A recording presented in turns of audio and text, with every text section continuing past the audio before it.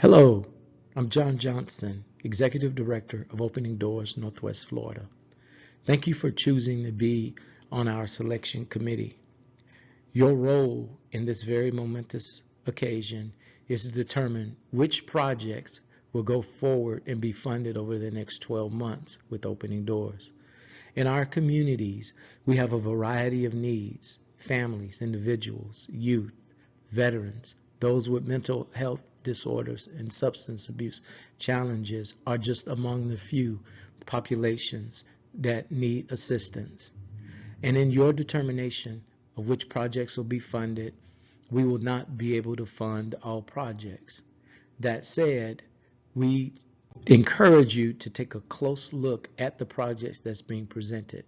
We'll go into details about that.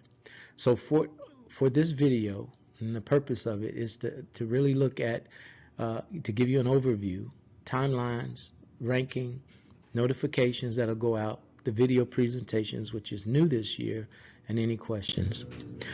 The overview highlights, I want to just again reiterate how important it is to carefully look at the projects.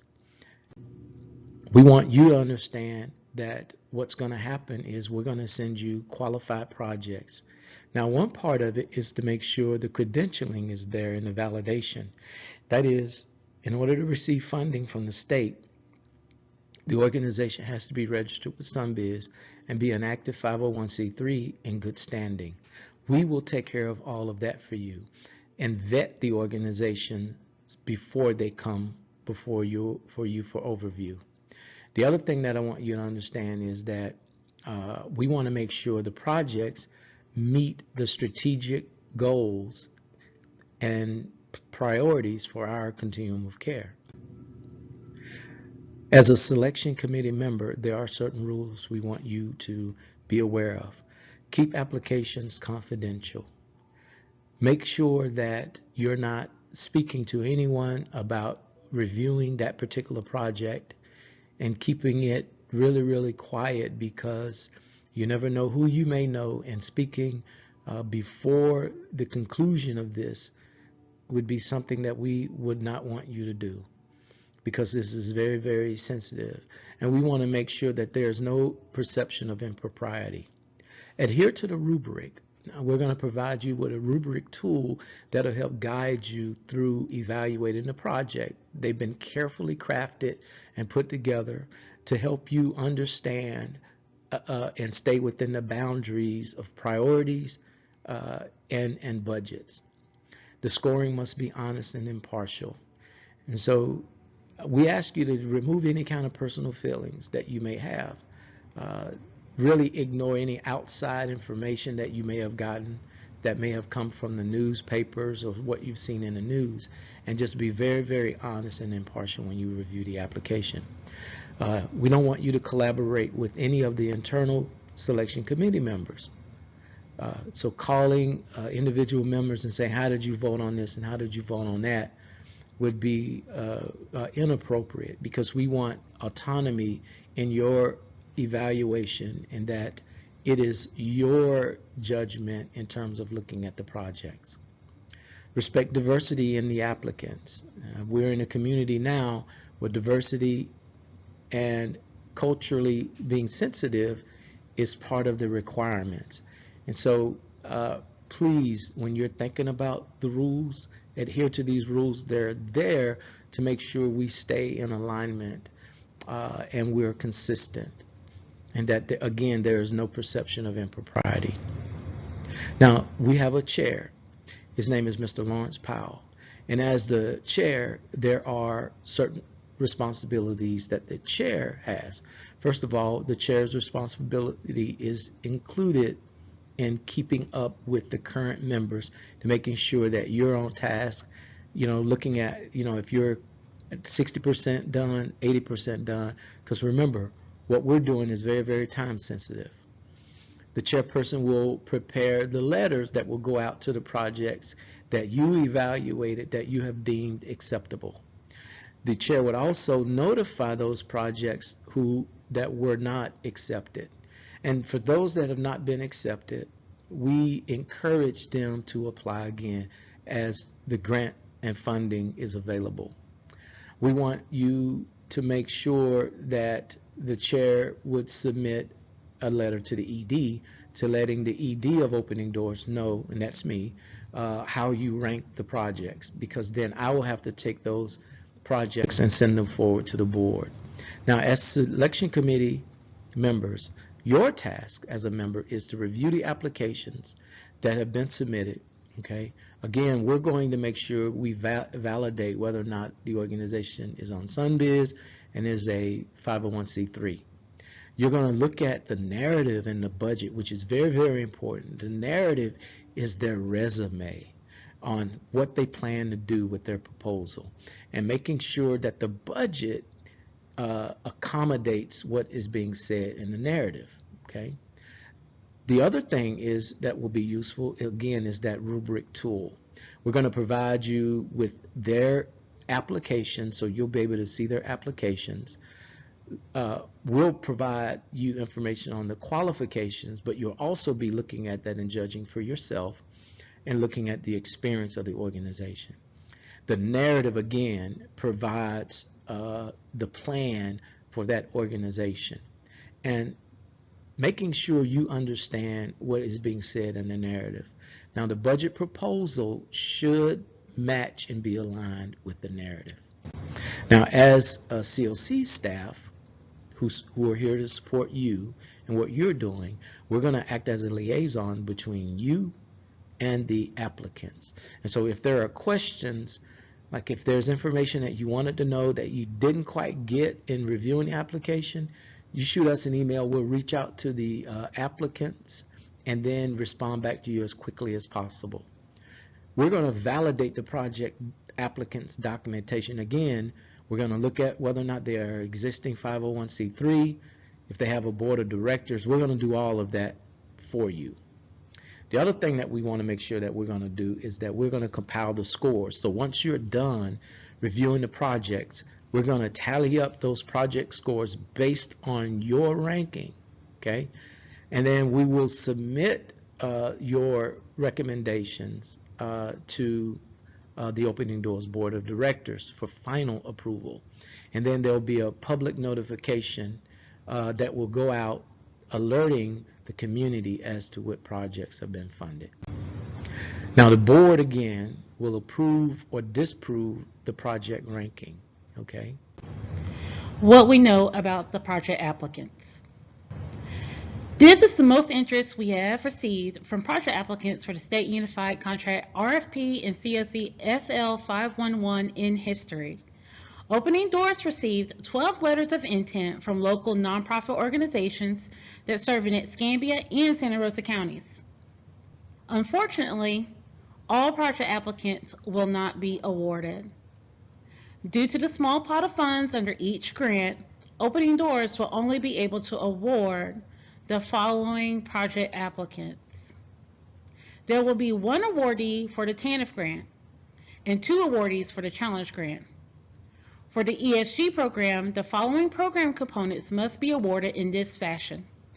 One awardee for the street outreach component, two awardees for the emergency shelter component, one homeless prevention awardee, and one rapid rehousing awardee.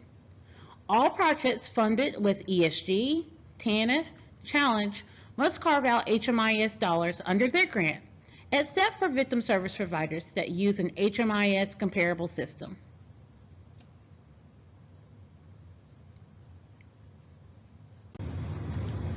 I want to talk briefly about the timeline and where we are right now.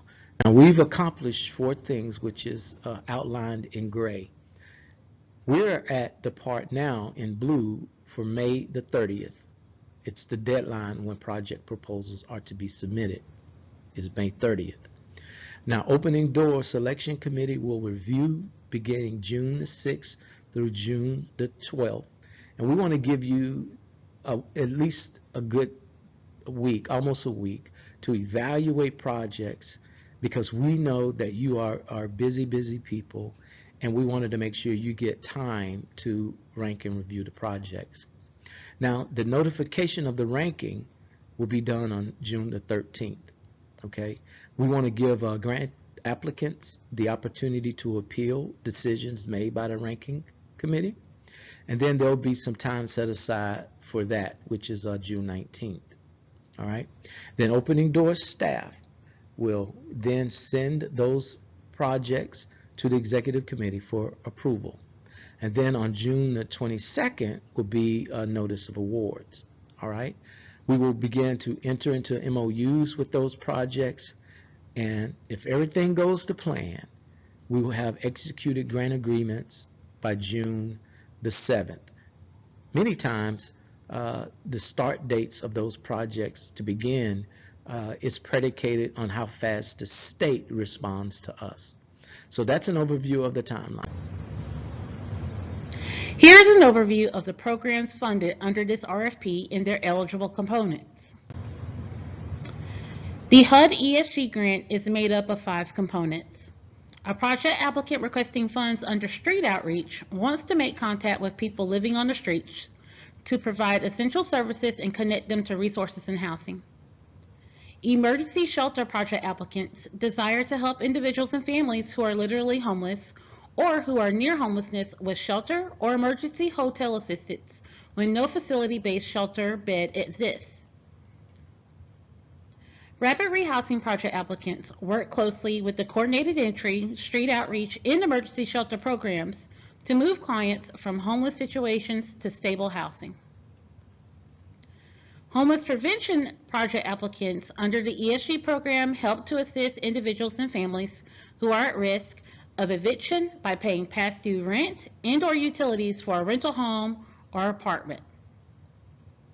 Now we're going to talk about the TANF Homeless Prevention Program. It is a federal grant under the Health and Human Services grant.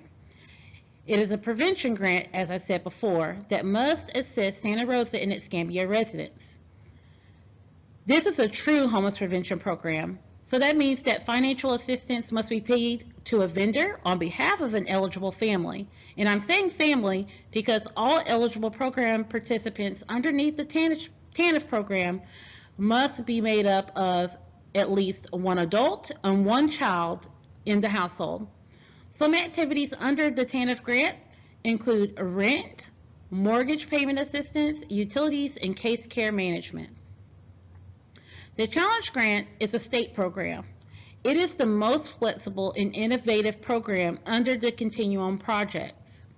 For the RFP for the Challenge Grant, the project applicant should be aware of the COC written standards, which actually are made up a part of this presentation, and we're going to go over a bit of that today. Now we're going to talk about what funding is available. For the 2023-2024 funds available for direct client services, it is broken up in this fashion. For the Challenge Grant, there's a $111,860 open for project applicants. For the Emergency Solutions Grant, there's $246,720 total for the grant. For Temporary Assistance for Needy Families, or TANF, there's $36,860 available. Now we're going to talk a little bit about the mission and vision, or what are the COC's priorities that make up the strategic plan. Project applicants must seek to follow the priorities of the COC. Proposals should align with the vision and the goals that serve those individuals that are most vulnerable in our community. The project applicant should seek to collaborate and provide top-level performance with commitment to ensuring homelessness that is rare, brief, and non-reoccurring in Escambia and Santa Rosa counties. For this RFP, there are project goals that awardees must meet. Our goal is to follow what's called the system performance measures, and there will actually be a data quality report and also a performance report card that's sent out to project awardees periodically through this process.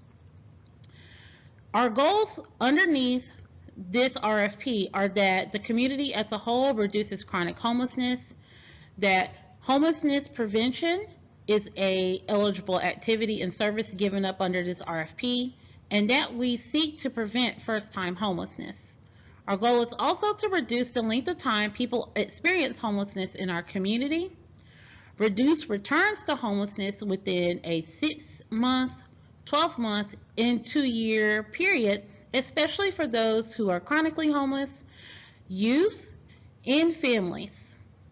And we also want to increase housing retention. So for people who we actually place in housing, we want to ensure that they remain housed at least for 6, 12, and 2 years.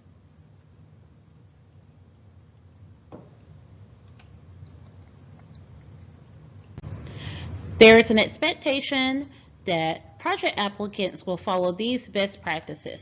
So as a selection committee member, you want to ensure that you see these best practices illuminated or talked about inside of the project applicant's proposal. The first best practice I would like to talk about is a 5-pillar care model that is called Housing First. Housing First is based on these 5 principles: that clients will receive rapid placement to housing, that clients will have the self-determination to make their own decisions about their care, that housing comes first, and then the client receives wraparound supportive services that are recovery oriented. So that means that if a client is facing issues with substance use, then they receive wraparound support at the level that they need to help them either to reach sobriety or to help them to just live a conducive life as someone that's involved in society. We want to ensure that Housing First is used as a best practice and that clients also feel the need that they are socialized and a part of their community. And so that means that they start to engage with volunteer projects and go into the workforce, and they are just an upstanding citizen in our community. Some additional best practices that you want to talk about or see that the project applicants talk about is trauma-informed care. So trauma-informed care is looking at what has happened in an individual's life. It is one of the harm reduction tactics that we utilize in the social service industry because our goal is to improve the quality of an individual's life and to help them to be a part of the community and have improved life and well-being. So us as community partners, what we want to see in this project application is that we see the realities that are happening in our community. People are facing poverty, they're experiencing racism, there's social isolation, unfortunately, and clients also face trauma and discrimination and other social inequalities. And so this keeps our clients in a vulnerable state, and they may not have the capacity at that time to be able to think about dealing with any type of crisis that they're experiencing, such as homelessness or even finding employment or even getting any type of treatment for medical care or substance use. So our job is to ensure that we see in these project applications that our project applicants want to provide an environment that is culturally sensitive, that shows that they are aware of how a person's culture or ethnic background, how it can impact how they access services, how they even speak, how they will handle emotionally some of the things that can be said or questions read to them during assessments or during the application process. So you kind of want to see that the project application is addressing those types of crises. You also want to see, are they trying to put in some practices that show that they're not being judgmental, that they're not trying to coerce the client into, going into treatment, but they're wanting to meet the client where they are, and to help them to make the decisions on their own. And at the forefront of this project application, we need to be saying we're offering services that look at the safety of the client and managing their use of any type of substances, and then helping them move to abstinence if that's what they want to do. We also want to ensure that these project applications, specifically for shelter and housing, so rapid rehousing and homeless prevention, that the project applications are talking about equal access and fair housing. So our jobs are to prohibit housing discrimination so that we can ensure that people are not being judged or told that they can't move into housing because of their racial group or their color, their religion, their sexual orientation or gender identity, any disability that they have, or even if they're a married or unmarried couple or they're from a different country. So our goal is to take meaningful steps to ensure that we're addressing any type of social disparities that our clients could face, and that we increase housing access and opportunity. So our job that we want for our project applications to actually say is like, hey, we not literally say, but you can kind of see in the application where they're saying, you know what, we intend to tell clients and educate them about the laws of the land in which they reside in, to teach them about their rights and teach them about any type of remedies at the state or local level for them to address whenever they feel that they've been treated unfairly. And so our whole thing is to understand that fair housing is not a choice for us to operate under, it is a mandate for us to operate under. We do also require that these project applicants participate in the HMIS system, because the HMIS system is going to tell us how our community is performing.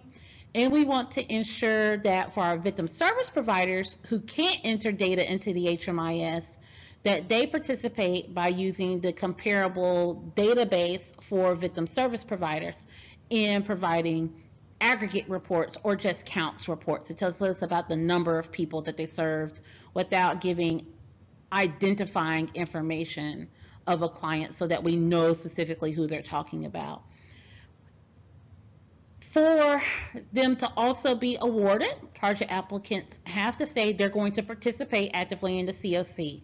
We want our project applicants to be involved, not working isolated or siloed from the rest of the community. So we expect to see in these project applications that they're going to collaborate with different organizations, specifically organizations in the workforce, in career development, education, legal aid, government, VA providers, youth providers, LGBTQ providers. So these are just an example of the list of organizations that they can work with, but they need to spell that out in their project application.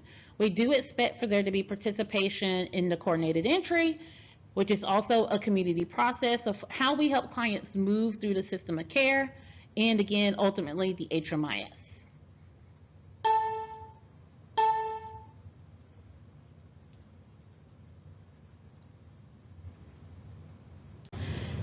The COC will also fund projects that intend to serve these marginalized and underserved populations that you see here.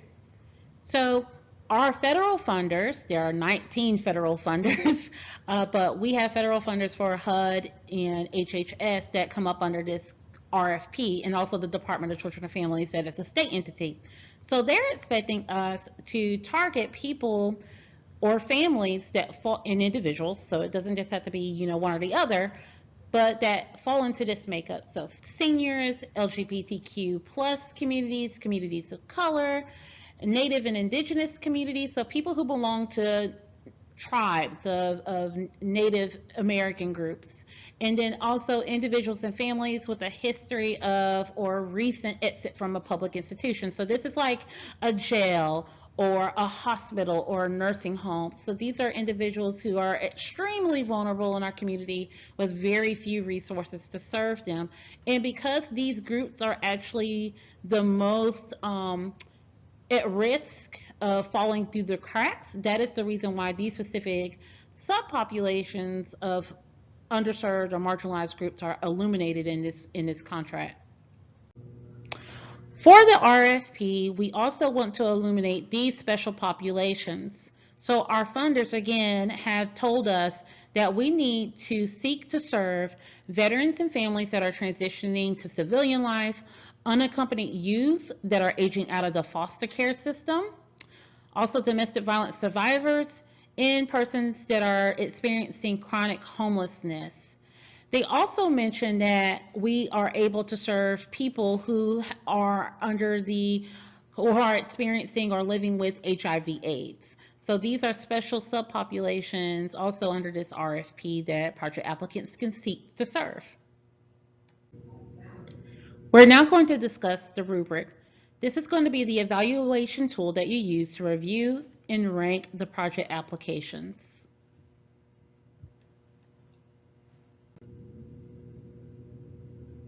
As you can see here, this is the 2023 RFP proposal scoring rubric. This rubric is actually very easy to understand, and it helps you to gauge as you're going through the project applications questions, where do you gauge that the project applicant's response falls? So there are 8 pages, and it actually follows the project application process. So all you have to do is complete this proposal scoring ranking rubric, and you're going to receive a Google form that you can answer this RFP rubric for each project application. So there are 12. So you're going to do this at a maximum of 12 times. However, you may not, again, receive every single application because unfortunately some project applications are not going to be turned in completed. So just know that you can see up to 12 applicants that you'll have to complete this scoring rubric for through the Google form.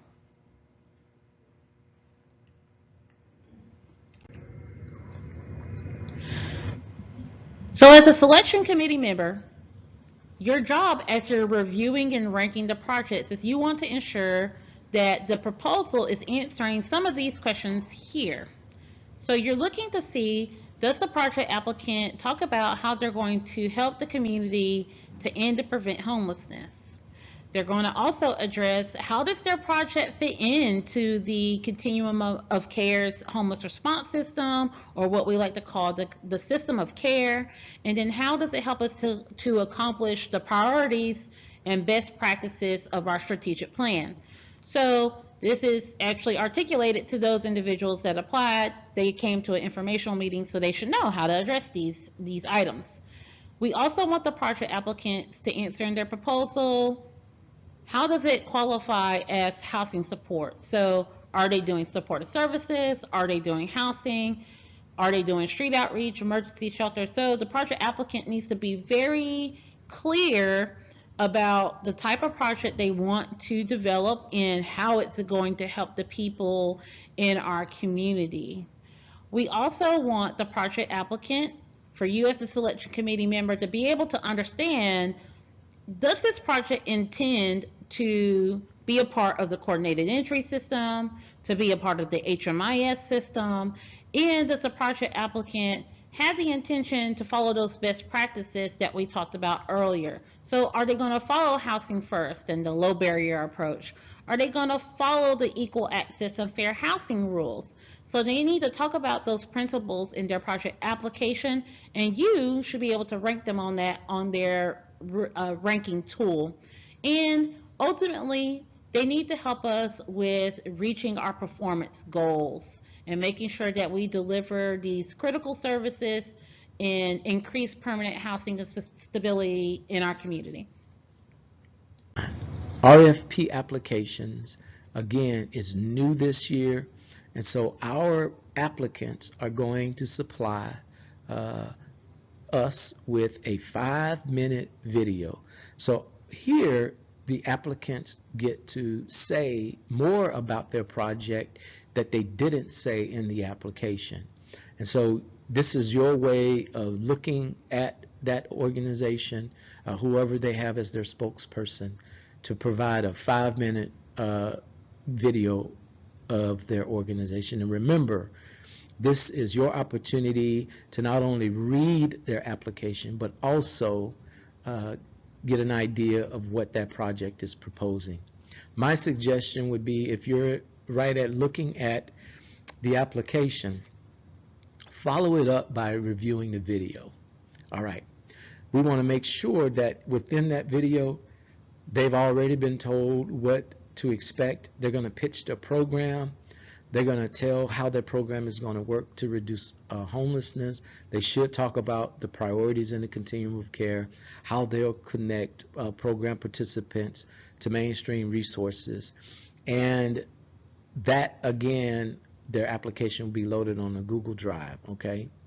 So I just wanted to make sure that you know and are aware that new this year is going to be videos presented by each applicant. So in the appeal process, in the event that an organization appeals or disagrees with their scoring, we will notify the chair, who will then notify the group, and whatever the issue is within the application that the project applicant is appealing, it'll give you time to review that and either stand by what you previously ranked or reevaluate the scoring.